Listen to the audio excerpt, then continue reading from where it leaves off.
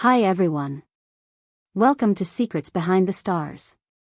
Settle in, because today's video holds the kind of confession that shakes even the most seasoned fans. If you enjoy this story, remember to like the video, subscribe to Secrets Behind the Stars, and consider supporting us by pressing the join button. Now, let's get into it. There are pauses that say more than any interview ever could, and for years, Ebru let her silence guard what the cameras were never supposed to see. Calm, unwavering, always composed, she knew how to let questions fall like rain on stone. It was her way of protecting what mattered. But then came an intimate sit-down that no one saw coming, where her voice trembled and honesty spilled out like a secret too heavy to keep. With eyes that betrayed a storm she had long kept hidden, she whispered, not for drama but for truth, all I ever wanted was to be his wife. If he hadn't walked away, we would still be together today. The moment those words left her lips, the air in the room changed. It wasn't scandal, not in the way tabloids like to sell. It was a heartbreak unmasked, the ending of a future that had already been named and imagined.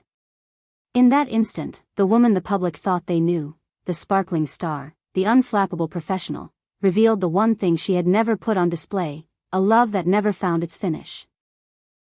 For months, Ebru had been asked to comment about Akin, the man whose presence once shaped her days and sharpened her dreams. She smiled when his name came up, offering nothing more than a polite nod and a practiced serenity. Friends knew better. Behind closed doors, after the red carpets and the long nights on set, grief took on the quiet form that doesn't trend, doesn't go viral, but consumes a person all the same. No public fights, no bitter accusations, just a goodbye that echoed louder for what was left unsaid than for what anyone had witnessed. One of her closest confidants finally admitted what the public had only guessed at in fragments. She waited for him until she could no longer pretend that waiting had a purpose. She had prepared a life, not just a ceremony, the dress, the place, the vows that felt like they'd been written by the sea itself. And then he left. And something inside her went with him. When Ebru recounted those days, her voice was steady, as though she had rehearsed it in the privacy of her own heart 1,000 times. We had outlined everything, she said, staring somewhere beyond the present. The lace on the gown felt like it belonged to another century, the kind that carries stories in every stitch. The ocean was supposed to be our witness, and he was going to be there at the end of the aisle, smiling like I always saw him in my dreams. I can still imagine it, every detail. But then one morning, he was gone. No explanation. No goodbye. And the future I thought I was walking toward just vanished. Those who were in the room that day say the silence after that confession was almost holy. It wasn't a performance, it was a reckoning. For years, Ebru had thrown herself into work, convinced that time and discipline could sand down the jagged edges of love that never closed. But there are connections that don't care about schedules. There are memories that refuse to fade. I tried to stop remembering him, she admitted. But you can't unlearn a feeling, not when it teaches you who you are. And then, as if to turn a page the universe had held between its fingers too long, came the moment nobody anticipated. Akin returned, months after all the faded hopes had been carefully folded and stored away. He didn't just reappear, he knelt down in front of cameras and witnesses, every ounce of remorse and longing visible, and asked for the chance he once refused. For a heartbeat, time stood still. Ebru watched, stunned, as the world held its breath. She later confessed that two instincts collided in her chest, to run into his arms, and to run far, far away. A part of me wanted to forgive him right there. Another part wanted to ask him why he thought love could survive an unexplained absence. It is that collision, between the ache to reconcile and the need to honor what you endured, that has turned their story into a legend whispered from dressing rooms to living rooms. This isn't just a romance. It's the anatomy of what happens when two people love fiercely, but timing refuses to cooperate. And when Ebru said she hadn't only lost a partner but a sense of safety, the belief that love alone could hold everything together, there was no bitterness in her tone. Only the quiet of someone who had cried herself empty and found the horizon anyway. I'm not angry, she said. Maybe he did what he thought he had to do. But I'm allowed to say that if he hadn't left, I would still be next to him. Because as much as I tried to deny it, I only ever wanted to be his wife. The internet erupted after the interview aired. Messages poured in from fans who had carried their own unfinished stories, women and men who saw themselves reflected in her restraint and resilience. She spoke for the ones who never got the explanation they deserved, wrote one follower. For the goodbyes that didn't come with closure. Others pointed to her performances of late, the emotional precision that made even a simple glance feel like a farewell. Colleagues on set quietly agreed, when the director calls action now, she doesn't just act. She bleeds truth. Every take feels like a letter she never mailed.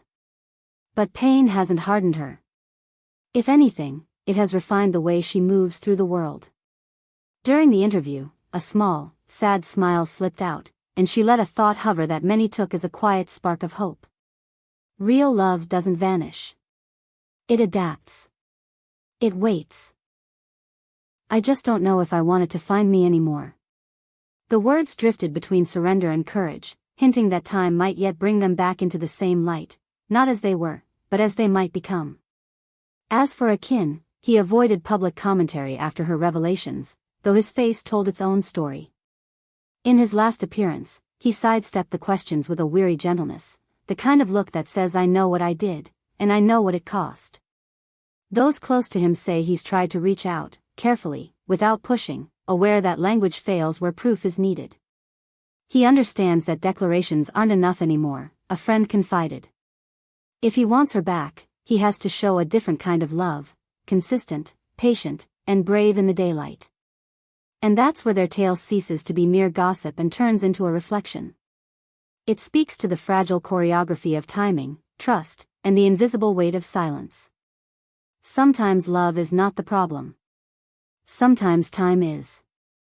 Sometimes the apology comes after the heart has rearranged itself around the absence. Sometimes forgiveness is possible, but the version of you that would have said yes is gone. Ebru closed the interview with a sentence that left everyone in the room still as stone. There's nothing lonelier than being ready to choose someone the moment they've already chosen to leave. It landed with a finality that didn't slam the door so much as leave it gently ajar, a threshold between what was and what might be. Her story ends there for now, not resolved, not rewritten, but open to the possibility that pride can fade into honesty, and honesty into grace. And yet, even in her restraint, it's impossible not to remember the details that made the dreams so vivid. The gown she described, with lace that felt borrowed from history. The ocean's breeze carrying promises that couldn't be spoken indoors. The song they had picked because it felt like home. Friends remember how she'd tuck away little keepsakes for their future, a photograph with the corner folded, a line of poetry scrawled on a receipt. They recall how she practiced writing his last name with hers half out of habit, half out of superstition, as though naming something could keep it from slipping away.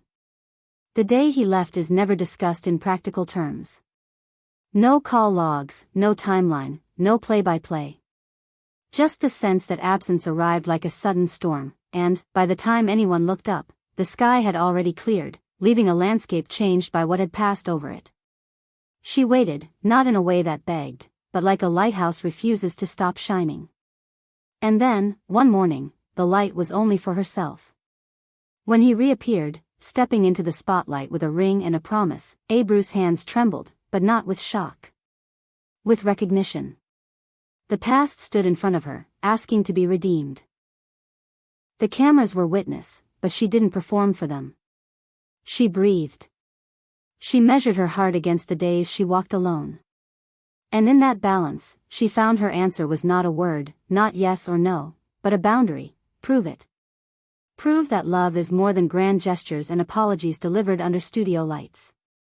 Show me that you understand the kind of forever I was ready to live. Since then, the industry has watched them from a distance, as if waiting for a second season to drop unannounced. Ebru has poured her ache into art with a precision that seems unfair to call acting. Akin has kept moving, steady, his steps careful, his statements few. They haven't unfollowed each other, haven't sparked petty headlines, haven't turned their hearts into marketing. Maybe that, more than anything, is what makes this feel real. Because real love rarely entertains. It endures, or it fades with dignity.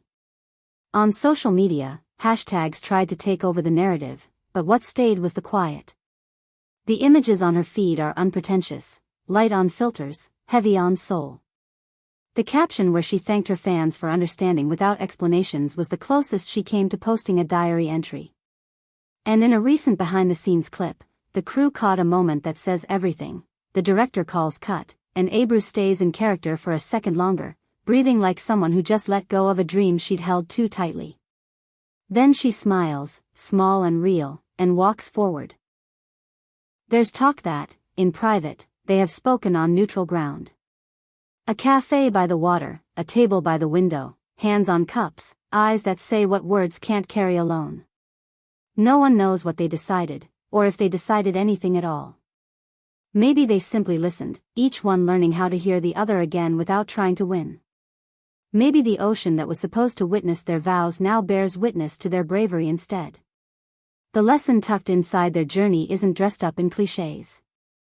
It's brutally simple. Love needs timing, tenderness, and truth, and when any one of those goes missing, even the strongest story can strain. Yet, in the same breath, there is something stubbornly hopeful about the way Ebru speaks now. She doesn't close doors, she names what she requires to walk through them.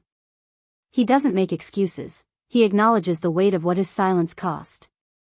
So where does that leave us? With a question that belongs to anyone who has stood at the edge of a second chance and wondered if it was a bridge or a loop. Do we believe in love that returns changed? Can distance become devotion, and can the quiet in between become a lesson instead of a scar? Their story hasn't given us the ending, not yet, but it has given us a map of what it takes to arrive there whole. Tell us in the comments what you think. Should forgiveness come with conditions? Can a vow that almost happened become stronger for having almost broken? And if this touched you, don't forget to subscribe to Secrets Behind the Stars, hit like, and consider becoming a member so we can continue bringing you the most heartfelt, human stories behind the spotlight. Here at Secrets Behind the Stars, we don't just bring you headlines. We walk with the heartbeat behind them. Thank you for watching. Until next time, take care.